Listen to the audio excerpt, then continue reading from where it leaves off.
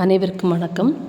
நாம் இப்போது பார்க்க இருப்பதான பாடப்பகுதி தமிழ் கற்பித்தல் முறைகள் பாடத்திட்டத்தில் காணப்படும் கற்பித்தலுக்கான குறிக்கோள்களும் நோக்கங்களும் என்பதாகும். பள்ளி பாடப்பொருட்கள் எந்தெந்த நோக்கங்களுக்காக கற்பிக்கப்படுகின்றன என்று அறிந்து கொண்டால் மட்டுமே அதற்கு ஏற்றவாறு கற்பித்தல் முறைகளையும் கற்பித்தலையும் மேற்கொள்ள முடியும். இதன் அடிப்படையில் நோக்கங்கள் மற்றும் குறிக்கோள்களின் இரண்டு சொற்களும் மிக மிக முக்கியமானவை. நோக்கங்களும் குறிக்கோளுக்கும் இடையான வேறுபாடு என்ன என்று பார்த்தோமானால், நோக்கங்கள் என்பது பொதுவானவை, திறனுக்கு ஏற்றவாறு நீண்ட காலம் தேவைப்படும். திறன் என்று சொல்லப்படும் போது மாணவர்களுக்காக காணப்படுகிற அடிப்படை மொழி வளர்க்க தேவைப்படும் அடிப்படை திறன்களான கேட்டல், பேசுதல், படித்தல், எழுதல் ஆகிய திறன்களின் அடிப்படையில் நோக்கங்கள் காணப்படும்.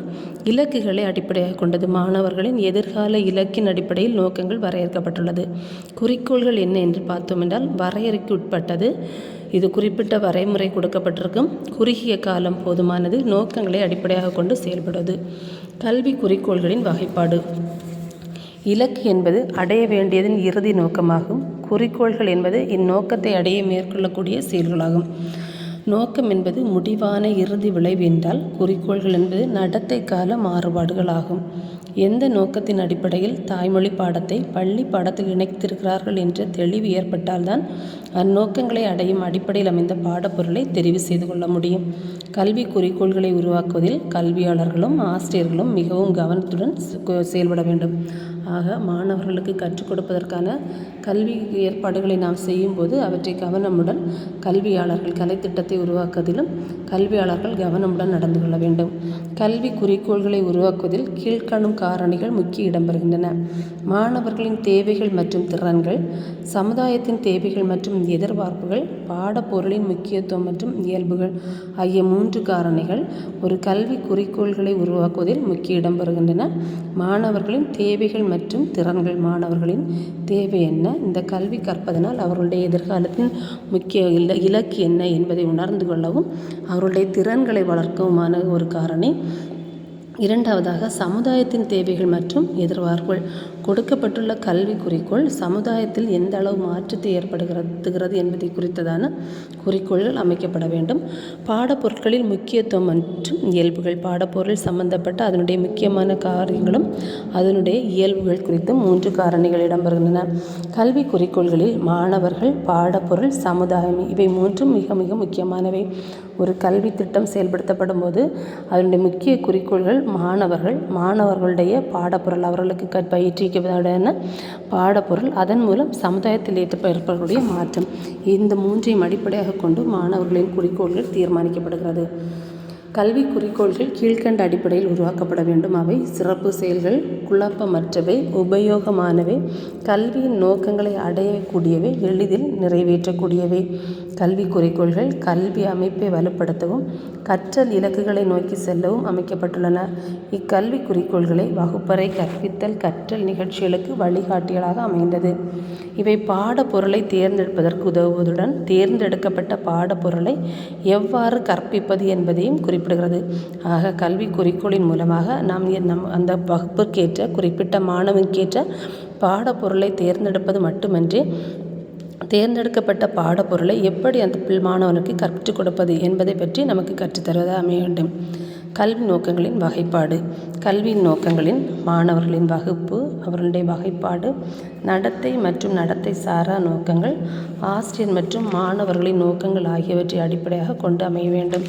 கல்வி நோக்கங்களின் வகைகளாக சொல்லும்போது அது மாணவர்களின் வகுப்பு, எந்த வகுப்பு மாணவர்கள் எந்த அடிப்படையில் நோக்கங்களை வரையறுக்க வேண்டும்.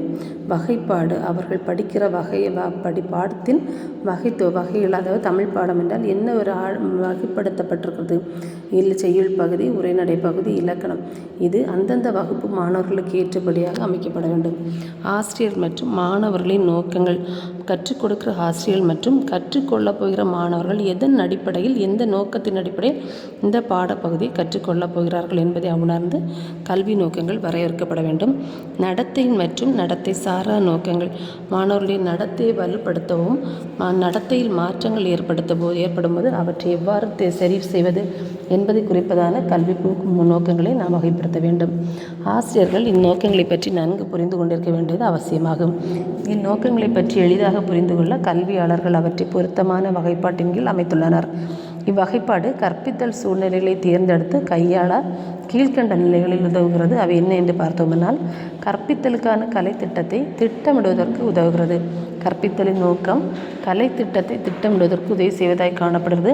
கற்றல் கற்பித்தல் செயல்களை திட்டமிடுவதற்கு உதவுகிறது. கற்றல் கற்பித்தல் வகுப்பறையில் நிகழும்போது எந்த முறையில் நாம் செயல்படுத்த வேண்டும், பாடத்திட்டத்தை எப்படி அறிமுகப்படுத்த வேண்டும் என்பதை குறித்து திட்டமிடுவதற்கு இந்த கல்வி குறிக்கோள், கல்வி நோக்கங்கள் உதவி செய்வதாய் அமைகிறது. எதிர்பார்க்கும் நடத்தை மாற்றங்களை கற்பவர்களிடையே ஏற்படுத்துவதற்கு உதவுகிறது. மாணவர்களிடையே அந்தந்த வயதிற்கு ஏற்படி அவர்களிடத்தில் மாற்றத்தை உருவாக்க வேண்டும். மாணவர்களின் நடத்தையில், செயலில், அவர்களுடைய செயல்பாடுகளில் நடத்தை மாற்றத்தை உண்டாக்க குறிக்கப்படுகிற கலைத்திட்டங்கள் அந்த அவர்களுடைய நடத்தையில் புதிய மாற்றத்தை ஏற்படுத்துவதாக இருக்கும். அப்போது சமுதாயத்தில் அவர்கள் எதிர்பார்க்கும் ஒரு நடத்தை மாற்றத்தை ஏற்படுத்தக்கூடிய கலைத்திட்டத்தை கொடுப்பதற்கு கல்வி நோக்கங்கள் உதவி செய்கிறது. சோதனை மற்றும் மதிப்பீட்டு கருவிகளை தயாரிப்பதற்கு உதவுகிறது. கற்றுக்கொண்ட பாடத்தை எந்த அளவுக்கு மாணவர்கள் உள்வாங்கியுள்ளார்கள் என்பதை சோதித்து அதை மதிப்பீடு செய்வதற்கான கருவிகள் தயாரிப்பதற்கு கலைத்திட்டம் உதவுகிறது. கல்வி நோக்கங்களுடன் கலைத்திட்ட நோக்கங்களை ஒப்பிட்டு நோக்குவதற்கு உதவுகிறது. வகைப்பாடுகளுக்கிடையே உள்ள தொடர்பை கண்டறிவதற்கும் பரிமாற்றம் செய்து கொள்வதற்கும் மாற்றி அமைப்பதற்கும் உதவுகிறது. ஆக கல்வியின் நோக்கங்கள் என்பது மாணவர்கள் எப்படி இந்த கல்வியாளர்கள் கல்வியை புரிந்து கொண்டிருக்கிறார்கள், ஆசிரியர்கள் இந்த நோக்கங்களை எவ்வாறு மாணவர்களோடு கொடுக்கிறார்கள் என்பதை அடிப்படையிலே கலைத்திட்டங்களை உருவாக்க வேண்டும். கற்பித்தலுக்கான நோக்கங்கள் மற்றும் நடத்தைக்கான நோக்கங்கள் குறித்து பார்க்கலாம். கற்பித்தலுக்கான நோக்கங்கள் மனித இனத்தின் மரபையும் பண்பாட்டையும் மங்காமல் பாதுகாத்து அதனை மேலும் சிறப்பிப்பதே தாய்மொழி கல்வி. மனித இனத்தின் மரபையும் பண்பாட்டையும் மங்காமல் பாதுகாத்து அதனை மேலும் மேலும் சிறப்பிக்கக்கூடியது தாய்மொழி கல்வி. குழந்தையின் ஆளுமை பண்பு வளர உறுதுணையாக இருப்பது தாய்மொழி வழி கல்வி. சமுதாயத்தின் பண்பாட்டு மரபினை தாய்மொழி கல்வி இளம் தலைமுறையினருக்கு உணர்த்துகிறது. நம்முடைய மரபு பண்பாடு என்பது மொழியின் வாயிலாக ஒரு தலைமுறையிலிருந்து அடுத்த தலைமுறையினருக்கு கடத்தப்படுகிறது. ஆக இந்த பண்பாட்டு மரபினை பாதுகாக்க தாய்மொழி கல்வி அவசியமானது. கல்வியில் புதுமைகளுக்கு வழிவகுத்து வளர்ச்சிக்கு தூண்டுகோலாய் தாய்மொழி கல்வி அமைகிறது. சமுதாயத்தில் பிறருடன் இணைந்து வாழ துணை செய்கிறது. அறிவு, ஒழுக்கம், செய்திறன் ஆகியவற்றின் வளர்ச்சிக்கு உதவி குழந்தையின் வளர்ச்சி நிலைகளில் தாய்மொழி கல்வி பெரும் பங்கினை வைத்துக் கொள்கிறதா எனலாம். பல சிறப்புகளை பெற்றுள்ள நமது தாய்மொழியாம் தமிழ் மொழியின் பெருமைகள் உலகறிந்த ஒன்று. தமிழின் மூலம், தாய்மொழி கல்வியின் மூலம் நம்முடைய ஆளுமை பண்புகள் வளர்கிறது. நம்மால் மற்றவர்களுக்கு முன்பாக நம்முடைய கருத்துக்களையும் எண்ணங்களையும் தெளிவுபட கூறுவதற்கு தாய்மொழி கல்வி துணை செய்வதாக காணப்படுகிறது. நடத்தைக்கான நோக்கங்கள் என்ன என்று பார்த்தோம்னால், நிறுவனத்தின் சூழலை மதித்தல். நாம் சார்ந்திருக்கிற பள்ளியானாலும் சரி, கல்லூரியானாலும் சரி, பல்கலைக்கழகங்களானாலும் நாம் சார்ந்திருக்கிற அந்த நிறுவனத்தின் சூழ்நிலையை மதித்து அதற்கேற்றவரை நடந்து கொள்ள வேண்டும். நிர்வாகத்தின் தலைமைக்கு விசுவாசமாக இருத்தல். நம்முடைய நிர்வாகத்தினுடைய தலைமையாக இருக்கிறவங்களுக்கு நாம் விசுவாசமாக உண்மைத்தன்மையோடு நடந்து கொள்ள வேண்டும். கட்டுப்பாடுகள், சட்டங்கள், விதிகள் ஆகியவற்றுக்கு இணங்கல். நிறுவனத்தில் அமைக்கப்பட்டுள்ள கட்டுப்பாடுகளானாலும் சரி, சட்டங்கள், ஒழுங்குமுறைகள் இவற்றிற்கு மதித்து அவற்றுக்கு இணங்கி நடக்கிறது. கலை, பண்பாடு, தேசிய உணர்வு, உலக அமைதி ஆகியவற்றை பாதுகாத்தல். நம்முடைய நடத்தையின் மூலமாக கலைகளாலும் பண்பாடு, நம்முடைய தேசம் சார்ந்த உணர்வு, உலகத்தில் அமைதி ஆகிய உலகமயமான சார்ந்த விஷயங்களில் நம்மை முழுமையாக ஈடுபடுத்தி அவற்றை பாதுகாக்க முன்வருதல். ஒழுக்கத்தை தன்னுடைய உயிராக கருதல். கல்வி நிறுவனத்திற்கு காலம் தவறாது வருதல். கடமையை செய்தல். தனி நபர் ஒழுங்கு, பொது ஒழுங்கு, பணி செய்யும் இடத்தில் பெருமை ஆகியவற்றை பேணி பாதுகாத்தல். உடல், சமூக திறமை, எழுச்சி, நேர்மை, ஆன்ம நேயம் ஆகியவற்றில் மாணவர்களை வளர்ச்சியடைய வழிகாட்டுதல். ஒழுக்கமுடைமை பண்பு, நேரம் தவறாமை, அன்புடைமை, மனித நேய பண்பு, பணிவுடைமை, உதவும் மனப்பான்மை, தூய்மை, தொழிலில் உண்மை உடைமை ஆகிய நடத்தைக்கான நோக்கங்களை உணர்ந்து பாடங்கள் வகைப்படுத்தப்பட வேண்டும். கற்பித்தலின் நோக்கம் என்பது கற்றலின் இலக்குகளை அடைய வேண்டுமென்றால் நடத்தைக்கான நோக்கங்களை நாம் வரையறுத்துக் கொள்வது அவசியம். தமிழ் கற்பித்தலின் தேவை மற்றும் முக்கியத்துவம். தமிழ் கற்பித்தலின் தேவை என்பது மனித இனத்தின் மரபையும் பண்பாட்டையும் மங்காமல் பாதுகாத்து அதனை மேலும் சிறப்பிப்பதற்கும் தமிழ் கற்பித்தல் அவசியமாகிறது. இக்குழந்தையின் ஆளுமை பண்பு வளர உறுதுணையாக இருப்பது தாய்மொழி கல்வி. சமுதாயத்தின் பண்பாட்டு மரபினை தாய்மொழி கல்வி இளம் தலைமுறையினருக்கு உணர்த்துகிறது. கல்வியில் புதுமைகளுக்கு வழிவகுக்கிறது. கல்வி வளர்ச்சிக்கு தூண்டுகோலாய் தாய்மொழி கல்வி அமைகிறது. சமுதாயத்தில் பிறருடன் இணைந்து வாழ துணை செய்கிறது. அறிவு, ஒழுக்கம், செய்திறன் ஆகியவற்றின் வளர்ச்சிக்கு தமிழ் கற்பித்தல் தேவையாகிறது. குழந்தையின் உடல், உள்ளம், அறிவு வளர்ச்சியில் தமிழ் கற்பித்தல் பெரும் பங்கு வகிக்கிறதாக. தமிழ் ஒரு மொழி கற்பித்தல் என்பது நம்முடைய கல்வி கற்றல் கற்பித்தலில் தமிழ் கற்பித்தல் என்பது அவசியமான ஒன்றாக இருக்கிறது. நமது மரபு, பண்பாடு இவற்றை பாதுகாத்து நாம் அடுத்த தலைமுறை மக்களுக்கு கற்றுக் கொடுக்க தமிழ் மொழி கல்வி அவசியம். குழந்தையினுடைய ஆளுமை பண்பு, உள்ளார்ந்த திறன்களை வளர்ப்பதற்கு தாய்மொழி கல்வி அவசியம். சமுதாயத்தின் பண்பாடு மரபினை இளம் தலைமுறையினருக்கு கற்றுக் கொடுப்பதற்கு கல்வியில் புதிய புதிய காரியங்களை, புதிய மாற்றங்களை உண்டு பண்ண தாய்மொழி அவசியமாகிறது. கல்வி வளர்ச்சிக்கு தூண்டுகோலாய் தாய்மொழி கல்வி அமைகிறது. சமுதாயத்தில் பிறருடன் இணைந்து வாழ்வதற்கு நாம் வாழ்கிற சமுதாயத்து மக்களோடு நம்மை இணைத்து கொள்வதற்காக தாய்மொழி கல்வி அவசியம். நாம் தாய்மொழியில் பேசினால்தான் நம்முடைய சமுதாயத்தில் வாழ்கிற மக்களும் அவர்களுடைய எண்ணத்தையும் கருத்துக்களையும் நம்மால் உள்வாங்கிக் கொள்ள முடியும். நம்முடைய கருத்துக்களை மற்றவர்களோடு பகிர்ந்து கொள்ள முடியும். அறிவு, ஒழுக்கம், செயல்திறன் ஆகியவற்றில் வளர்ச்சிக்கு தமிழ் கற்பித்தல் என்பது தேவையானது. குழந்தையின் உடல், உள்ளம், அறிவு வளர்ச்சியில் இது பெரும் பங்கு வகிக்கிறது. தமிழ் கற்பித்தலின் முக்கிய கூறுகள். இறை உணர்வினை மாணவர்களுக்கு ஊட்டுவதற்கு தாய்மொழியில் படித்தால் மட்டுமே முடியும். பின்வரும் திறன்களின் வளர்ச்சியினால் தமிழ் கற்பித்தல் முக்கியத்துவம் பெறுகிறது. அவை தன்னை அறியும் திறன் வளர்ச்சி அடைகிறது. தான் யார், எப்படி, தன்னுடைய திறன் என்ன, தான் எவ்வாறு கற்றுக்கொள்ளப் போகிறோம் என தன்னைத்தான் சுய அறிவு, சுயமாக சிந்திப்பதற்கு தாய்மொழி அவசியம். சிக்கல் தீர்க்கும் திறன் வளர்கிறது. ஒரு பிரச்சனை என்று வரும்போது அதை எவ்வாறு தீர்த்து கொள்வது, இதற்கான ஆலோசனைகளை நாம் பெற்றுக்கொள்ள தாய்மொழி கல்வி அவசியமானது. முடிவெடுக்கும் திறன் வளர்கிறது. கூர் சிந்தனை திறன் வளர்கிறது. சிந்திக்கும் ஆற்றல் வளரக்கூடியது. படைப்பாக்கல் சிந்தனை, புதியவற்றை படைப்பாக்கம் செய்ய புதிய கற்பனை ஆற்றலோடு செயல்பட உதவுவது. சிறந்த தகவல் தொடர்பு திறன் வளர்கிறது. சிறந்த தகவல், நம்முடைய கருத்துக்களை மற்றவர்களோடு உணர்வு பூர்வமாக சொல்ல, வகை மெய்ப்பாடுகளையும் நம்முடைய உணர்வுகளோடு வெளிப்படுத்த தாய்மொழி கல்வி அவசியம். உணர்வு பூர்வமாக நம்முடைய தகவல்களை மற்றவர்களோடு பகிர்ந்து கொள்ளவும், அவர்கள் கூறுகிற கருத்துக்களை நாம் ஏற்றுக்கொள்ளவும் ஒரு தகவல் தொடர்பு ஊடகமாக தாய்மொழி கல்வி அமைகிறது. இணக்கமான உறவுக்கான திறன் வளர்கிறது. பிறரை அவர் நிலையிலிருந்து புரிந்து கொள்ளும் திறன் வளர்கிறது. மற்றவருடைய நிலையிலிருந்து அவர்களுடைய எண்ணங்களையும் அவருடைய அனுபவங்களையும் நாம் பெற்றுக்கொள்வதற்கு தாய்மொழி கல்வி உறுதுணையாய் காணப்படுகிறது. உணர்வுகளை கையாளும் திறன் வளர்கிறது. மன அழுத்தத்தை கையாளும் திறன் வளர்ச்சி அடைகிறது. இத்தனை நோக்கங்களும் ஒரு கற்பித்தலுக்கான நோக்கங்களும் குறிக்கோள்களும் ஆகும். இவற்றை ப்ளூம் என்பவர் தமது கற்பித்தல் வகைப்பாடு மூலம் வகைப்படுத்துகிறார். கல்வி கற்பு நோக்கங்கள் கல்வியாளர்களை பல வகைகளில் வகைப்படுத்தப்பட்டுள்ள போதிலும் பெஞ்சமின் ப்ளூம் அமைத்த வகைப்பாடு அனைவராலும் ஏற்றுக்கொள்ளப்பட்ட ஒன்று. ஒரு மாணவனுடைய கற்றல் கற்பித்தல் நோக்கம் என்பது பல அறிஞர்களும் பலவிதமாக கொடுத்தாலும் பெஞ்சமின் ப்ளூம் என்பவருடைய கற்பித்தல் வகைப்பாடு மாணவர்களுடைய உள்ளார்ந்த அறிவு சார்ந்த விஷயங்களையும் அவருடைய கற்பித்தலையும் வளப்படுத்துவதாக காணப்படுகிறது. அவர் தன்னுடைய கற்றல் வகைப்பாடை 3 விதமாக மதிப்பீடு செய்கிறார். அவை அறிவுசார் களங்கள், உணர்வுசார் களங்கள், உள இயக்க சார்களம் என்ற 3 முறையில் மதிப்பீடு செய்திருக்கிறார். இப்பிரிவுகள் சாதாரண அடிப்படை நிலையிலிருந்து படிப்படியாக உயர் நிலைக்கு செல்லும். இவை ஒன்றோடொன்று இணைத்தவை, பிரிக்க இயலாதவையாக அறிவின் மூலமாக தன்னுடைய உணர்வு உள்ள இயக்கம் என்று 3 விதமாக காணப்படுகிறது.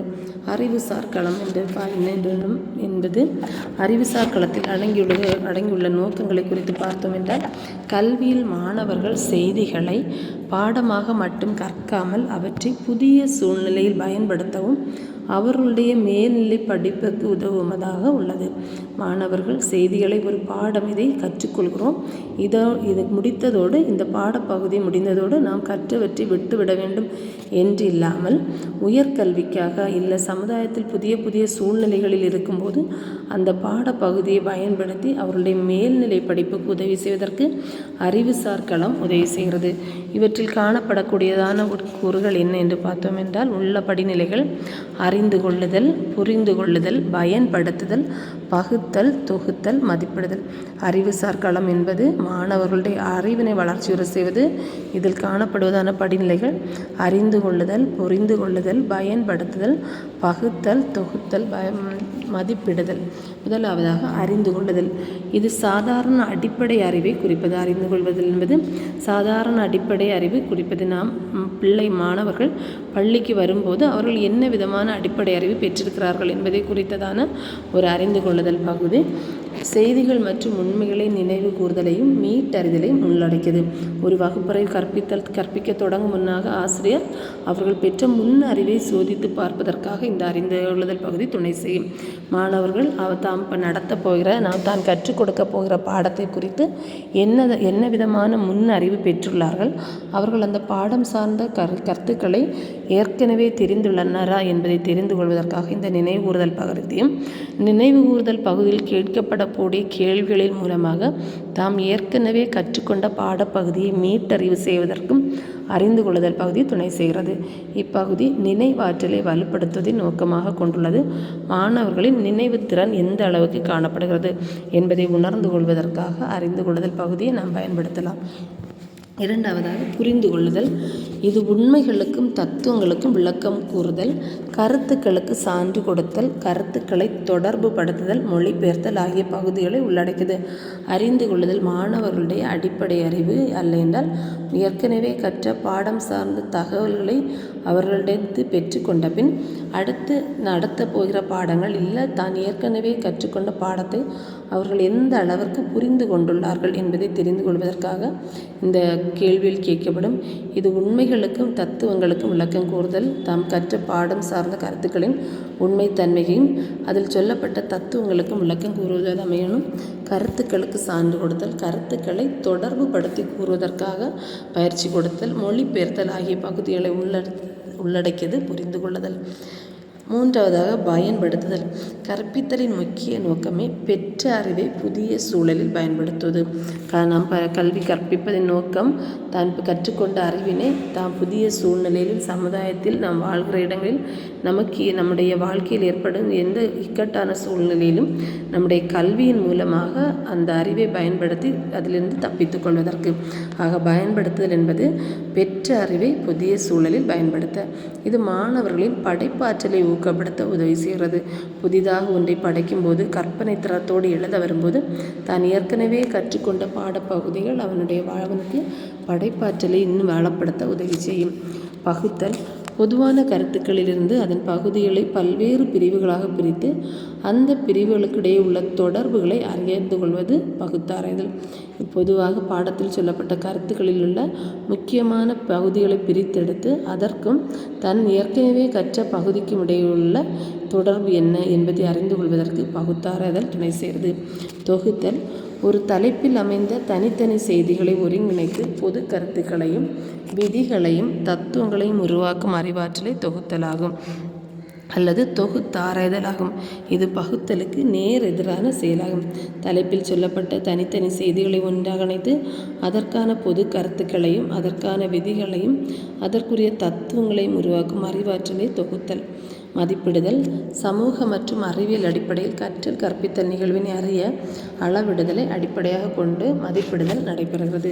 சமூக மற்றும் அறிவியல் அடிப்படையில் நம் மாணவர்கள் எந்த அளவுக்கு அதை கற்றுக்கொண்டுள்ளனர் என்பதை ஒரு வகுப்பறை முடிந்தவுடன் அவர்களுக்கு திரும்பவும் அந்த தான் கற்றுக்கொண்ட பாடம் தொடர்புடைய கேள்விகளை கேட்கும்போது அவர்கள் அதை எந்த அளவிற்கு கற்றுக்கொண்டிருக்கிறார்கள், கற்றல் நிகழ்வுகளை சிறப்பாக பெற்றுள்ளனரா என்பதை மதிப்பீடு செய்வதற்கு இது உதவிகரமாக இருக்கும். ஆக ப்ளூம் அவர்கள் கற்பித்த வகைப்பாடுகளில் முதலாவது வகைப்பாடு அறிவுசார் களம். இதில் கொள்ளப்பட்டுள்ளன படிநிலைகள்: அறிந்து கொள்ளுதல், புரிந்து கொள்ளுதல், பயன்படுத்துதல், பகுத்தல், தொகுத்தல், மதிப்பிடுதல். மாணவர்களுடைய முன்னறிவை சோதிக்கணும். அவர்களுடைய பாடத்தை எந்த அளவுக்கு புரிந்து கொண்டனர், அதனுடைய தத்துவங்கள் உண்மை தன்மைகளை புரிந்து கொண்டுள்ளனரா என்பதை சோதித்து பார்ப்பது, அவற்றை புதிய சூழ்நிலையில் பயன்படுத்துதல், உண்மைகளை பகுத்து ஆராய தெரியணும், அவற்றை தொகுத்து கூறுவதற்கு அவர்கள் பயிற்சிக்கப்பட வேண்டும். பெற்ற அறிவை தான் எந்த அளவு நினைவுபடுத்தி அவர்கள் உள்வாங்கி உள்ளார்கள் என்பதை கற்றுக்கொள்வதற்கு மதிப்பீடு செய்ய வேண்டும் என ப்ளூம் அவர்கள் அறிவுசார் களம் வாயிலாக பாடம் கற்பிக்கும் நோக்கங்களை தெளிவுபடுத்தியுள்ளார். இரண்டாவது, உணர்வுசார் களம். இது மாணவரது கல்வி மற்றும் சமூக உணர்வுகளை வளர்ப்பதாகும். உணர்வுசார் களம் என்பது மாணவர்களின் கல்வி மற்றும் உணர்வுகளை வளர்ப்பதாகும். இப்பகுதியில் உள்ள படிநிலைகள்: ஏற்றுக்கொள்ளுதல், பதிலளித்தல், மதிப்பளித்தல், ஒழுங்குபடுத்துதல், பண்பாக்கிக் கொள்ளுதல். உணர்வு களம் என்று சொல்லப்படும் போது மாணவர்களின் மன எழுச்சியை வளர்க்கிறது, உள்ள உணர்ச்சியை வளர்ப்படுத்துவது. இதன் அடிப்படையில் மாணவர்களுடைய பாராட்டுணர்வை வளர்த்து அவர்களுக்கு கருத்துக்கள் மீது ஆர்வத்தை ஏற்படுத்தி அவற்றை நன்குணர்ந்து ஆராய்ச்சி செய்யும் மனப்பான்மை ஏற்படுத்துவது. மாணவர்களுக்கு பாட புத்தகத்தில் உள்ள எந்த துறை சார்ந்த பாடங்களை படிக்கிறார்களோ அதில் உள்ள கருத்துக்களில் நல்ல ஒரு ஆர்வத்தை ஏற்படுத்தி அதன் மூலம் ஆராய்ச்சி செய்யும் மனப்பான்மையை ஏற்படுத்த இந்த உணர்வு சார்களாம் உதவி செய்வதாய் அமைகிறது. இதில் காணப்படுவதான படிநிலைகள்: முதலாவதாக ஏற்றுக்கொள்ளுதல். இப்பகுதி உணர்வு பகுதியின் எளிய நிலையாகும். மாணவர்களுக்கு அடிப்படை ஆர்வத்தை ஏற்படுத்தி அறிவுத்தன்மைக்கும் சார்புத்தன்மைக்கும் பாராட்டு உணர்வையும் வளர்க்க வேண்டும். அவர்களுடைய அடிப்படை அறிவை வளப்படுத்த வேண்டும். அதன் மூலம் கற்றலில் புதிய பாடத்தை கற்றுக்கொள்வதில் ஆர்வத்தை ஏற்படுத்தி அதை இன்னும் அதிகமாக அறிந்து கொள்ளவும் ஆராய்ச்சி செய்யும் தன்மையும் அவரிடம் வளர்க்க வேண்டும். இப்படிப்பட்ட படிநிலை பாராட்டுதல் என்று அழைக்கப்படுகிறது. ஏற்றுக்கொள்ளுதல். இப்போ இது உதாரணமாக சொல்லும்போது நுண்ணிலை கற்பித்தல், மாணவர்களுக்கு நேர்மறை எதிர்மறை வலுவூட்டிகளை கொடுக்கிறோம். மாணவர்கள் கேள்வி கேட்கும்போது அவர்களுக்கு ஒரு பாராட்டுதல் கிடைக்கிறது. அதன் மூலம் அந்த பாராட்டுதல் மூலம் இன்னும் அவன் அடுத்த நிலைக்கு தன்னை முன்னேறி செல்வதற்கு அந்த பாராட்டு உதவும். ஆக மாணவன் சொன்ன கருத்துக்கள் ஏற்றுக்கொள்ளப்படும் போது அவன் தன்னை மற்றவர்கள் பாராட்டுகிறார் என்ற உணர்வை பெற்றுக்கொள்கிறான். இது அவனுடைய உணர்வு சார்ந்த களமாக காணப்படுகிறது. இரண்டாவதாக பதிலளித்தல். ஏற்றுக்கொள்ளப்பட்ட செயல் புலன்களால் நன்கு உணரப்பட்டபின் தொடர்ந்து துலங்கல் நடைபெறுவது. இந்நிலை தொடர்ந்து கவனத்துடன் துலங்கலுக்காக எழுச்சி அடைவதாகும். நம் கற்றுக்கொண்ட பாடத்தை நம் ஐம்புலன்கள் வாயிலாக நம் உள் உணர்ந்து கொண்ட பின் தான் அவற்றை இன்னும் அதிகமாக கற்றுக்கொள்ள வேண்டும். அதன் மூலம் துலங்கல் தூண்டப்படுகிறோம். ஏற்றுக்கொள்ளுதல் என்பது நாம் ஒரு பாடத்தை கற்றுக்கொள்வதற்கு கற்ற பாடத்தை மற்றவர்கள் நமக்கு பாராட்டும் போது அது நமக்கான தூண்டலாகவும் அதன் மூலம் இன்னும் அந்த பாடப்பகுதியில் நம்மை முழுவதுமாக ஈடுபடுத்தி கொள்ளும்போது நாம் அந்த பாடத்தினுடைய முழு வளர்ச்சியை பாடம் சார்ந்த முழு வளர்ச்சியை பெற்றுக்கொள்ள முடிகிறது. மூன்றாவதாக மதிப்பளித்தல். மதிப்பளித்தலில் மதிப்பை ஏற்றுக்கொள்ளுதல், மதிப்பிற்கு முன்னுரிமை கொடுத்தல், பொறுப்புணர்தல் என்ற 3 கூறுகள் உள்ளன. திறந்த மனத்துடன் திறனாய்வு திறன் செய்யும் அளவிற்கு மாணவர்கள் மனப்பான்மை பெறுதல் ஆகும். தாம் பெற்ற அறிவை மற்றவர்கள் முன்பாக அதை எடுத்துக்கொள்ளும் போது நமக்கு கிடைக்கிற மதிப்பு மரியாதை எல்லாமே நம்முடைய உணர்வு சார்ந்த களமாக பார்க்கப்படுகிறது. பெற்ற அறிவை புதிய நோக்கோடு புதிய திறன் சார்ந்து விமர்சனத்துக்குள்ளாகாமல் திறமையாக கையாளும் திறனை மதிப்பிடப்படுகிறது. ஒழுங்குபடுத்துதல். மதிப்பிடுதலில் கிடைத்த செய்திகளை இணைத்து முடிவுகளை உருவாக்குவது ஒழுங்குபடுத்துவதாகும். உதாரணமாக சொல்லும்போது ஒரு ஆய்வு கொள்கிற மாணவர்கள் தங்களுடைய ஆய்வுகளை கொடுத்து மற்றவர்கள் ஒரு மதிப்பு சொல்லுறாங்க என்றால் அவன் இன்னும் அதனுடைய அடுத்த கட்டத்திற்காக அந்த ஆய்வை கொண்டு செல்ல முடியும். நல்ல மதிப்புகள் ஒரு ஆய்வை திறமை அதிகமாக விமர்சனங்கள் ஒரு ஆய்வுக்கு வரும்போது தான் அந்த ஆய்வு அதிகமாக மதிப்பீடு செய்யப்படுகிறது. அதை இன்னும் அதிகமாக ஒழுங்குபடுத்துதலுக்கு அவனுடைய உள்ளம் சார்ந்த ஒன்று. உயர்ந்த எண்ணங்கள் அவனிடத்தில் தோன்றுகிறது. மதிப்பிடுதலில் கிடைத்த செய்திகளை இணைத்து முடிவுகளை உருவாக்குவது ஒழுங்குபடுத்துதலாகும். உண்மை, நேர்மை, பிறருக்கு உதவுதல் போன்ற உயர்ந்த எண்ணங்களை பெற்று சமுதாயத்தை மேம்படுத்த முயற்சிக்க வேண்டும். நான்காவது பண்பாக்கிக் கொள்ளுதல். கல்வியின் நோக்கம் மாணவர்களின் ஆளுமை பண்பை வளர்ப்பதுடன் அவர்களை சமூகத்தின் அங்கமாக மாற்றுவது. கல்வியின் முக்கிய நோக்கம் மாணவர்களை நல்ல ஆளுமை திறனுடையவர்களாக மாற்றுவது. திறன் படைத்தவர்களாக, கலைகளில் சிறந்தவர்களாக, தன்னுடைய பாடம் சார்ந்த கருத்துக்களில் முழுவதுமாக தன்னை அர்ப்பணித்து செயல்படுவதாக மாற்றுவதே கல்வியினுடைய முக்கியமான நோக்கம்.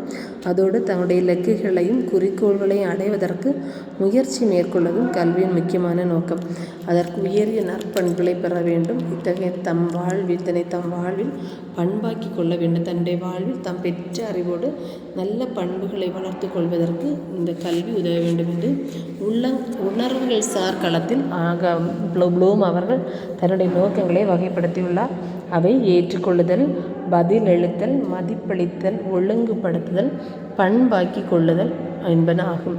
இவை முதல் இரண்டும் ப்ளூமினுடைய கற்பித்தல் வகைப்பாடு அறிவுசார் களம், உணர்வு சார்களம் என்பன. மூன்றாவதாக உள்ள இயக்கம் சார் களம். இப்பகுதி மாணவரது நரம்பு மண்டல இயக்கங்களை அடிப்படையாக கொண்டது. இந்த மன இயக்கத்துடன் உடல் தசைகள் ஒருங்கிணைப்பதால் செய்யப்படும் மனப்பாங்கின் அடிப்படையில் தான் செயல்படுத்தப்படும் செயல்களை கொண்டது. கைத்திறன்களை வளர்ப்பதும் இப்பகுதியின் நோக்கம். புலன்காட்சி, உற்று நோக்குதல் திறன், பிரச்சனையை உணரும் திறன் மற்றும் சுய ஆர்வத்தை வளர்த்த திறன் ஆகியவை புலன்காட்சி. ஆசிரியர் ஒரு பாடத்தை பயிற்றுவிக்கும்போது அதை உற்று நோக்கி அதனுடைய கருத்துக்களை உள்வாங்குதல், இல்லை செயல்திறன்களை செய்யும்போது செயல்திட்ட கல்வியின் மூலம் தான் கற்றுக்கொள்ள வேண்டியவற்றை உள்வாங்கிக் கொள்ளுதல்.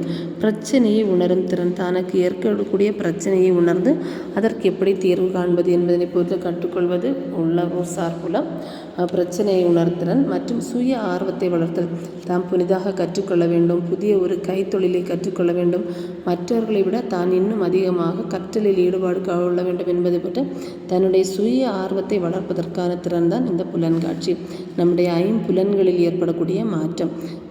கண்கள் பார்க்கிற பார்வைகள் நல்லவற்றை பார்க்க வேண்டும், ஒழுக்கத்தை வளர்க்க வேண்டும், நற்பண்புகள் செயலோடு செயல்பட வேண்டும் என்பதற்கான உள்ளத்தோடு சேர்ந்து உள்ள இயக்கம் சார்ந்த செயல்களை செய்வது. இரண்டாவது போல செய்தல். திரும்ப திரும்ப ஒரே மாதிரிய செயல்களை நிகழ்த்துவதற்கும் சிந்தனை அடிப்படையில் ஒத்திசைவு செயல்களை உருவாக்குவதற்கும் இப்பகுதி காரணமாகிறது. ஒரு செயலை திரும்ப திரும்ப செய்யும்போது அதில் இன்னும் நாம் அதிகமான காரியங்களை கற்றுக்கொள்ள முடியும். அதற்காக சிந்தனை அடிப்படையில், நம்முடைய சிந்தனை அடிப்படையில் அவற்றை மேற்கொள்ள இந்த போல செய்தல். தானே செய்தல், சூழ்நிலைக்கு உகந்தவாறு நுண்ணறிவை பயன்படுத்தி அதே மாதிரியான ஆனால் மாறுபட்ட வழிமுறைகளை நாம் இருக்கிற சூழ்நிலைக்கு ஏற்றபடி தம்மை மாற்றி நம்முடைய நுண்ணறிவின் மூலம் புதிய கருத்துக்களை கண்டுகொள்ள உதவுவது. துல்லியமாக செய்தல். இதில் சோதனைகள் அமைத்தலில் பொருத்தமுடைமை, செயற்படுத்தலில் துல்லியம், கருவிகளை தவறின்றி கையாளும் திறன் ஆகியவை அடங்கும். கலையாக்கம், தர்க்க ரீதியான சிந்தனை, கணக்கிடுதல் திறன், மனத்திறன் போன்ற உட்கூறுகள் அடங்கும். நம்முடைய கணக்கிடுதல் திறன், மனதில் காணக்கூடிய தைரியம், தன்னம்பிக்கை, துணிவு இவை எல்லாமே இந்த கலையாக்கத்தில் காணப்படுகிறது. இயற்கையாக்குதல். ஒரு செயலை திரும்ப திறன் செய்யும்போது அது இயல்பான பழக்கமாகிறது. வெற்றி அடைதல் திறன், பல்வகை செயல்களை நிர்வகித்தல் திறன், ஒருங்கிணைத்தல் திறன் போன்ற உட்கூறுகள் இதில் காணப்படுகிறது. சூழ்நிலைக்கு தகுந்தவாறு நுண்ணறிவை பயன்படுத்தி பிரச்சனைகளை கையாளும் திறன் இது என்று கூறலாம். இது ஒரு புத்திசாலித்தன்மையான செயலாகும். இயற்கையாக்குதல். நாம் வெற்றியடைய என்ன செய்ய வேண்டும், சிந்திக்கும் திறன், ஒருங்கிணைத்து திறன் போன்றவை இதில் அமைந்துள்ள கூறுகளாகும். மேலே விளக்கப்பட்டுள்ள கல்வி வகைப்பாட்டில் வெவ்வேறு குறிக்கோள்கள் அமைந்துள்ளது போலவே வெவ்வேறு நிலைகளில் தமிழ் கற்பித்தலுக்கான நோக்கங்களும் வெவ்வேறாக உள்ளது. ஆகையால் கற்பித்தலின் வெவ்வேறு நிலைகளுக்கான நோக்கங்களை பற்றிய தெளிவும் தாய்மொழியை கற்பிக்கும் ஆசிரியர்களுக்கு அவசியமானது. அடுத்ததாக இவை ப்ளூமினுடைய வகைப்பாடு. ப்ளூம் என்பவர் வரையறுத்த அறிதல் பகுதி, உணர்தல் பகுதி, உள்ள இயக்க பகுதி ஆகின்றன. இவ்வாறு ப்ளூம் என்பவர் கற்பித்தலின் நோக்கங்களை வகைப்படுத்தும் போது அவை அறிதல் பகுதி, அறிந்து கொள்ளுதல், அறிவு சார்களம், உணர்வு சார்களம், உள்ள இயக்க சார்களம் என்ற 3 விதமாக வகைப்படுத்துகிறார். இந்த அறிவு சார்களத்தில் காணப்பட்ட படிநிலைகள் அறிந்து கொள்ளுதல், புரிந்து கொள்ளுதல், பயன்படுத்துதல், பகுத்தல், தொகுத்தல், மதிப்பிடுதல். உணர்வு சார்களத்தில் கூறப்பட்டுள்ளதான படிநிலைகள் ஏற்றுக்கொள்ளுதல், பதிலளித்தல், மதிப்பளித்தல், ஒழுங்குபடுத்தல், பண்பாக்கி கொள்ளுதல் என்பன. உள்ள இயற்கை சார் களத்தில் சொல்லப்பட்டதான படிநிலைகள் புலன்காட்சி, போல செய்தல், தானே செய்தல், துல்லியமாக செய்தல், கலையாக்கல், இயற்கையாக்குதல் என்பன. இவற்றை இத்தகைய ப்ளூமினுடைய வகைப்பாடு திருத்தி அமைக்கப்பட்டு 1980 ப்ளூமின் மாணவனான ஜோரிஸ் ஆண்டர்சன் என்பவர் ப்ளூம் கோட்பாடுகளில் சில திருத்தங்களை ஏற்படுத்தியுள்ளார். அவற்றை பின்வருமாறு பார்க்கலாம். திருத்தப்பட்ட ப்ளூமினுடைய கோட்பாடு. முதலாவதாக நினைவு கூறுதல். ப்ளூம் அவர்கள் 3 விதமாக அவற்றை வகைப்படுத்தினார். அறிதல் களம், அறிவுசார் களம், உணர்வு சார்களம், உள்ள இயக்க சார்களம் என்று ப்ளூமினுடைய கோட்பாடுகள் திருத்தப்பட்டு முதலாவதாக நினைவு கூறுதல் பகுதி என்பது வந்துள்ளது. அது அறிவாற்றல் பகுதியானது நினைவு கூறுதல் என பெயர் மாற்றப்படுகிறது. சிந்தித்தலின் வெளிப்பாடே அறிவாற்றல். அறிவாற்றலை சிந்தித்தலின் வகை என நாம் கருத்தில் கொள்ளக்கூடாது. எனவே சிந்தித்தலின் ஒரு வகையை குறித்த ஆற்றல் என்ற சொல் சரியானதென்று. நினைவு கூறுதல் என்பதே சரி. நினைவு கூறுதல் என்பது நாம் ஏற்கனவே கற்ற பாடத்தை நினைவு கூர்ந்து நினைவுபடுத்தி சொல்வது. நம்முடைய வகுப்பறை பாடம் தொடங்கும் முன்பாக மாணவர்களுக்கு ஏற்கனவே அவர்கள் பெற்ற அறிவோடு புதிய அறிவோடு ஏற்கனவே பெற்ற அறிவை இணைத்து கற்றுக் கொடுப்பதற்காக இந்த நினைவு கூறுதல் பகுதி துணை செய்கிறது. மாணவர்கள் தான் படிக்கப் போகிற பாடம் தொடர்பான கருத்துக்களை எந்த அளவிற்கு பெற்றுள்ளார்கள் என்பதை உணர்ந்து கொள்வதற்காகவும் நினைவு கூறுதல் பகுதியை நாம் கையாளலாம். ஆக ஒரு பாடப்பகுதியை கற்றுக் கொடுக்கும் முன்பதாக அவர்களுடைய முன்னறிவை சோதித்தல் அவசியம்.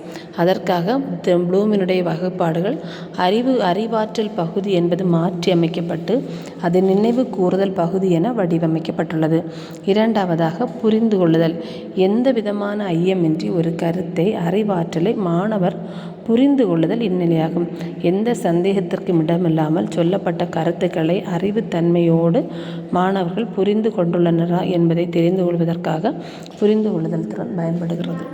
அறிவாற்றலை விளக்குதல், தெளிவாக்குதல், வகைப்படுத்தல் மற்றும் தொகுத்து கூறுதலை குறிக்கக்கூடியது. இதில் புரிந்து கொள்ளுதல் பகுதியில் அறிவாற்றலை விளக்குதல், தெளிவாக்குதல், வகைப்படுத்தல் மற்றும் தொகுத்து கூறுதல் ஆகிய பகுதிகள் உள்ளடங்கும். பயன்படுத்துதல் மாணவன் தான் பெற்ற தகவல்களை புதிய சூழ்நிலையில் பயன்படுத்துதல் மற்றும் செயல்படுத்தல் ஆகியவற்றை சீரிய வழிமுறையில் நிறைவேற்றுதல். பயன்படுத்துதல் அவன் பெற்றுக்கொண்ட தகவல்களை ஏற்கனவே பெற்ற அறிவோடு இணைத்து கற்கவும், புதிய சூழ்நிலையில் தன்னுடைய வகுப்பறையின் புதிய வகுப்புகளுக்கு சொல்லும்போது ஏற்கனவே படித்த வகுப்பை விட்டு புதிய வகுப்புகளுக்கு கடந்து செல்லும்போது அந்த சூழ்நிலையோடு தான் ஏற்கனவே பெற்ற அறிவை இணைத்து கொள்வதற்கு பயன்படுத்தல் துணை செய்கிறது. பகுத்தாராய்தல் கொடுக்கப்பட்ட தகவல்களை சிறு சிறு பொருள் உணர்த்தும் கூறுகளாக பிரித்து அவைகளுக்கு இடையேயான உறவுகளை அறிந்து கொள்வதற்கும் வேறுபடுத்தல் மற்றும் இணைத்தல் போன்றவற்றின் செயல் அறிவை இங்கு பெறுகின்றார். கொடுக்கப்பட்ட தகவல்கள் சிறு சிறு பொருள் உணர்த்தும் கூறுகளாக பிரிக்கப்பட்டு அவைகளுக்கு இடையான உறவுகளை அறிந்து கொள்ளுதல். மதிப்பிடுதல் ஒரு தீர்மானம் அல்லது செயலுக்கு தகுந்த தீர்ப்பு கூறும் திறமையை வெளிப்படுத்துகின்றது. இது குறிக்கிறது. சரிபார்த்தல், கண்டறிதல் மற்றும் தீர்ப்பளித்தல் போன்றவற்றின் அறிவை இங்கு பெறுகிறார்.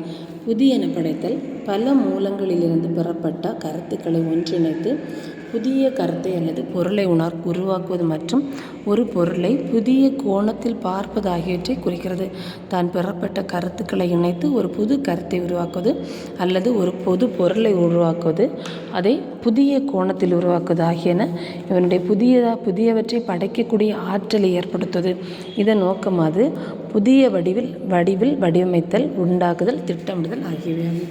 திருத்தப்பட்ட ப்ளூமினுடைய கோட்பாடுகள் அறிவாற்றல் பகுதி நினைவு கூறுதல் பகுதியாக மாற்றியமைக்கப்படுகிறது. அதுக்கப்புறம் புரிந்து கொள்ளுதல், பயன்படுத்துதல், பகுத்தாராய்தல், மதிப்பிடுதல், புதியன படைத்தல் ஆகியன திருத்தப்பனுடைய கோட்பாடுகளாகும். இதில் அறிவு பகுதியின் சில பயனுள்ள செயல்கள் என்னென்னு பார்த்தோன்னா நினைவு கூறுதல் அப்படின்னு சொல்லப்படுறது. நினைவு கூறுதல் உதாரணமாக இந்திய முக்கிய நிகழ்வு. இப்போ வகுப்பறையில் ஆசிரியர் வகுப்புக்கு சொல்லும்போது மாணவர்களுக்கிட்ட கேட்குற காரியங்கள் அங்கு அவர்களுடைய படித்த பாடம் சார்ந்தோ இல்லை பொதுவான காரியங்களை நினைவு கூறுதல் பகுதியில் கொண்டு வரலாம். உதாரணமாக இந்திய முக்கிய நிகழ்ச்சிகளை எல்லாம் சொல்லுங்கள், பட்டியலிடுங்க. ஒரு கேள்வியை கேட்டு இது சம்பந்தமாக ஒரு கருத்து படத்தை அமைத்து கொள்ளுங்கள். திருக்குறளின் சிறப்புகளை விவரித்தல். இப்படி மாணவர்களை அவர்கள் தெரிந்த காரியங்களை கூறி நினைவு கூறுதல் பகுதியை கொடுக்கலாம். புரிந்து கொள்ளுதல் என்று சொல்லப்படும் போது சொந்த நடையில் கதையில் மீண்டும் கூறுதல். ஒரு கதையை கொடுத்து அதை சொல்லப்பட்ட காரியத்தை மாணவனுடைய சொந்த நடையிலே ஒரு கதையாக கூற சொல்வது. கதைக்கு ஏற்ற நாடகத்தை எழுதி வர கற்றுக் கொடுத்த கதைக்கு ஏற்றபடி ஒரு நாடக நிகழ்வை உருவாக்க கற்பிப்பது. நிகழ்வின் சுருக்க அறிவிப்பினை அறிக்கையை எழுதுதல். இவை புரிந்து கொள்ளுதல் பகுதிக்கு அவர்கள் எந்த அளவுக்கு அந்த பாடப்பகுதியை புரிந்து கொண்டனர் என்பதை தெரிந்து கொள்வதற்காக இத்தகைய செயல்பாடுகள் துணை செய்யும்.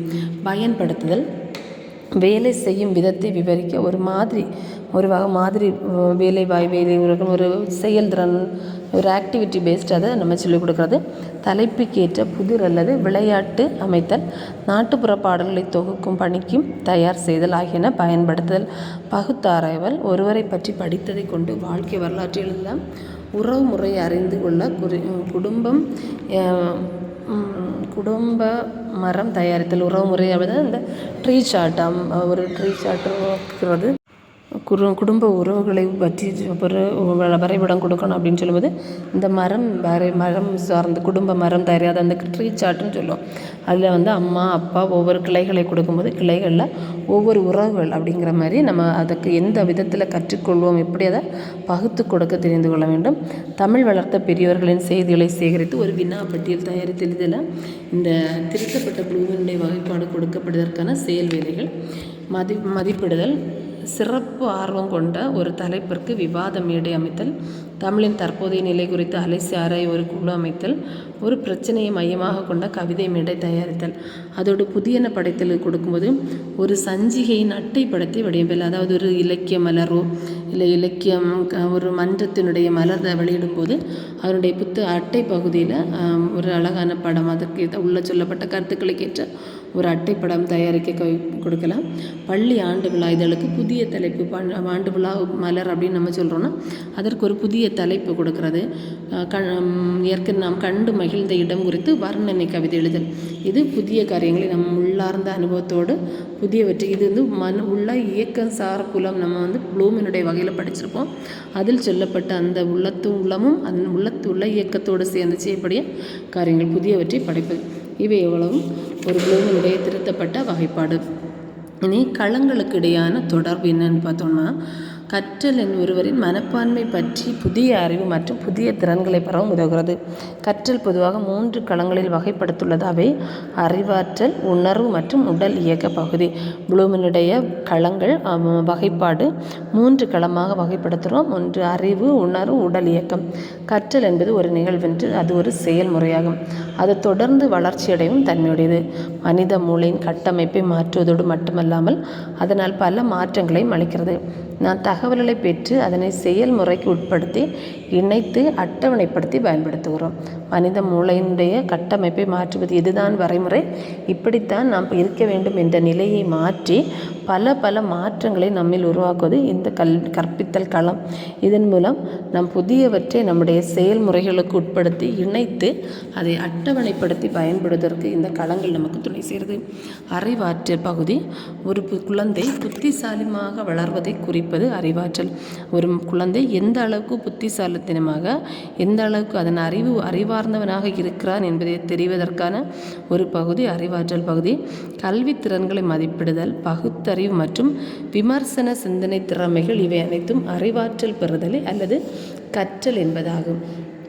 கல்வி திறன்களை மதிப்பிடுதல், பகுத்தறிவு மற்றும் விமர்சன சிந்தனை திறமை. ஒரு குழந்தையினுடைய திறன்கள் மதிப்பீடு ஒன்றை குறித்து மதிப்பீடு செய்வது, பகுத்து கற்றல், தாம் கற்றவற்றை விமர்சித்து அதிலிருந்து புதிய கருத்துக்களை பெற்றுக்கொள்ளுதல் ஆகிய அனைத்தும் அறிவாற்றலை அடிப்படையாக கொண்டது. சிக்கல்கள் மற்றும் சமூக அல்லது உணர்ச்சி மேம்பாடு. மற்றவர்களுடன் இடைவினையாற்றும் போது ஏற்படும் சிக்கல்கள் சிரமங்கள் குழந்தையின் திறமையில் கவனம் செலுத்துவதற்கு தடையாக இருக்கும். உடல் வளர்ச்சிக்கு ஏற்படும் சிக்கல்கள் அல்லது தாமதம் குழந்தையின் அறிவு வளர்ச்சிக்கு தாமதத்தை ஏற்படும். அதாவது சிக்கல் மற்றும் சமூக அல்லது உணர்ச்சி மேம்பாடு. மற்றவர்களோடு நாம் சேர்ந்து நம்முடைய இடைவினையாற்ற நம்மிடத்தில் குழந்தைகளிடத்தில் திறமைகளை வளர்ப்பதற்கு ஒரு தடையாக இருக்கக்கூடியது. உடல் வளர்ச்சியில் ஏற்படக்கூடிய மாற்றங்கள், குழந்தைகளுடைய தாமதமான அறிவு வளர்ச்சி ஆகியவை குழந்தைக்கு ஒரு தாமதமான அறிவை கொடுக்கக்கூடியது. உணர்வு பகுதி தனி நபர்களின் மனப்பான்மைகள், உணர்ச்சிகள், உணர்வு வெளிப்பாடுகள் ஆகியவற்றை உள்ளடக்கியது. உணர்வு பகுதி நம்முடைய உணர்வு சார்ந்த முடிவு காரியம். ஒவ்வொரு தனி மனிதனுடைய உள்ள இயக்கம் சார்ந்த ஒன்று. தம்முடைய உள்ளத்தில் ஒன்று எதை நினைக்கிறோம், எதை செயல்படுத்துகிறோம் என்பதற்குரியது உணர்வு பகுதி. உணர்வு பகுதியின் வகைகள் நிகழ்வுகளை பெறுதல், நிகழ்வுகளுக்கு பதிலளித்தல், மதிப்பிடுதல், அமைப்பு மற்றும் மதிப்புகளாகும். நிகழ்வுகளை பெறுதல் என்பது உணர்வுகள் மற்றும் உணர்ச்சிகள் மற்றும் குறிப்பிட்ட கவனத்தை ஏற்பதாகும். வகுப்பறையில் கவனமாக கேட்டல். நம்முடைய உணர்வுகள் என்பது உதாரணமாக சொல்லும்போது ஒரு ஆசிரியர் பாடம் நடத்தி கொண்டிருக்கிற போது மாணவர்களுடைய கவனம் எதிர் திசைக்கு மாறுவது, இல்லை மற்றவர்களோடு பேசுவதை எண்ணுவது, இப்படிப்பட்ட சில காரியங்களை நாம் செய்கிறதற்கான இந்த கவன சிதறல் ஏற்படும். கவனமாக கேட்டல் என்பது நம்முடைய உணர்வு சார்ந்த ஒன்று. ஆசிரியர் சொல்வதை கவனமாக கவனிக்க வேண்டும், உற்று நோக்க வேண்டும் என்பதெல்லாமே நம்முடைய உள்ளம் நமக்கு கட்டளையிடுகிற ஒன்று. மூளையின் செயல்பாடு மூலமாக நாம் அவற்றை ஏற்படுகிறோமாக. உள்ள இயக்க பகுதி சரியாக செயல்பட்டால் தான் நம்முடைய அறிவுத்திறன் சொல்கிற கருத்துக்கள் நம்ம ஏற்றுக்கொள்ள முடியும். செயல்திறன் பகுதி. இது உடல் இயக்க பகுதிகளை பயன்படுத்துவது மற்றும் அவற்றை ஒருங்கிணைக்கும் திறமை உள்ளடக்கியதாகும். இதன் உட்கலங்கள் புலனுணர்வு, ஒருமுகப்படுத்துதல், வழிகாட்டுதல், இயக்கத்தின் இயந்திர நுணுக்கம், சிக்கலான வெளிப்படையான பதில், வேறுபடுத்தி அமைதல் மற்றும் உருவாக்குதல் ஆகும். எடுத்துக்காட்டாக சொல்லும்போது அதிக மதிப்பெண்களை பெற தொடர்ச்சியான பயிற்சிகளை மேற்கொள்வதாகும். இது நம்முடைய உள்ளம் சார்ந்த இப்போ நிறைய மதிப்பெண் வேணும் அப்படின்னு சொல்லும்போது நம்ம என்ன செய்வோம், தொடர்ந்து அதற்கான பயிற்சிகளை பெற்றுக்கொள்கிறோம். இயந்திர நுணுக்கம் என்பது கற்றுக்கொண்டே திறமை மற்றும் நம்பிக்கையுடைய பழக்கமான செயல்களை மாற்றுவதாகும். நாம் கற்றுக்கொண்டே திறமைகளையும் நம்முடைய டெய்லி லைஃபுக்கான பழக்க வழக்கமாக அதை மாற்றி கொடுக்கிறது. வேறுபடுத்தி அமைத்தல் என்பது கற்ற திறன்களை தம் சிறப்பு தேவைக்கு ஏற்றபடி பயன்படுத்த தாம் கற்றுக்கொண்ட கருத்துக்களை எந்த இடத்தில் தேவையோ தேவைக்கு ஏற்றபடி பயன்படுது. ஒரு மேடை பேச்சாளர் தாம் ஏற்கனவே கற்றுக்கொண்ட காரியங்கள், தாம் சமுதாயத்தில் கொண்டது பெற்ற அறிவு ஆகியவற்றை வைத்துக்கொண்டு மேடையில் தன்னுடைய கருத்துக்களை பேசுவாராக. வேறுபடுத்தி அவற்றை எந்த இடத்தில் எவ்வாறு அமைக்க வேண்டும் என்பதை வேறுபடுத்தி அமைக்கக்கூடிய திறன் ஒரு செயல்திறன் பயிற்சியாகும். உருவாக்குதல் என்பது குறிப்பிட்ட சூழலுக்கு புதிய இயக்க முறைகளை உருவாக்குதலாகும். சுருக்கமாக கூற வேண்டுமானால் அறிவாற்றல் மனத்திறன்களுக்கும் தம் உணர்வுகள் அல்லது உணர்ச்சிகளின் வளர்ச்சிக்கும் செயல்திறன் நம் உடல் திறன்களை பயன்படுத்தவும் உதவுகிறது. அறிவாற்றல் பகுதி மனத்திறன்களை வளர்த்துகிறது. உணர்வு பகுதி நம் உணர்வுகள் அல்லது உணர்ச்சிகளின் வளர்ச்சிக்கு உதவக்கூடியது. செயல்திறன் நம் உடல் திறன்களை பயன்படுத்த எந்த அளவுக்கு நாம் கற்றுக்கொண்டதை புதிய சூழலில் பயன்படுத்துகிறோம் என்பதை செயல்திறனில் வரக்கூடியது. ஒரு பாடத்தை ஆசிரியர் கற்பித்தலுக்கு வடிவமைக்கும் போது 3 களங்களிலும் மாணவர் பெற வேண்டிய கற்றல் பணிகளை இயக்க வேண்டும். பன்முகத்தன்மை வாய்ந்த இப்படிப்பட்ட கற்றல் பணிகளை அமைக்கும் போது நன்கு வளர்ச்சியடைந்த கற்றல் அனுபவங்கள், பலவித கற்றல் முறைகள் மற்றும் கற்றல் வகைகளை மாணவர்கள் அறிந்து கொள்கின்றனர். எடுத்துக்காட்டாக செயல் பகுதிகளை நடத்தும் போது அறிவாற்றல் பகுதியில் தேவையான புதிய அறிவை கொடுத்து உடல் இயக்கத்திறன் பகுதிகளை கொண்டு அதனை எவ்வாறு சிறந்ததாக வடிவமைக்க வேண்டும் என்பதை வலியுறுத்தி மனப்பான்மை களம் கொண்டு ஆசிரியர் தக்க ஊக்குவித்தல், பாராட்டளித்தல், மாணவர்களின் உணர்வு மற்றும் உணர்ச்சிகளை மேலோங்க செய்து பாடப்பகுதியில் ஆர்வம் ஏற்படுத்த வேண்டும். ஒரு செயல் பகுதி வகுப்பு நடக்கும்போது ஆசிரியர் மாணவர்களுடைய அறிவாற்றல் பகுதிக்காக தேவையான அந்த அறிவு சார்ந்த நடத்தப்படுகிற செயல் குறித்து தேவையான அறிவை கொடுத்து அதை உடல் இயக்கத்திறன் பகுதிக்கு கொண்டு செல்லணும்.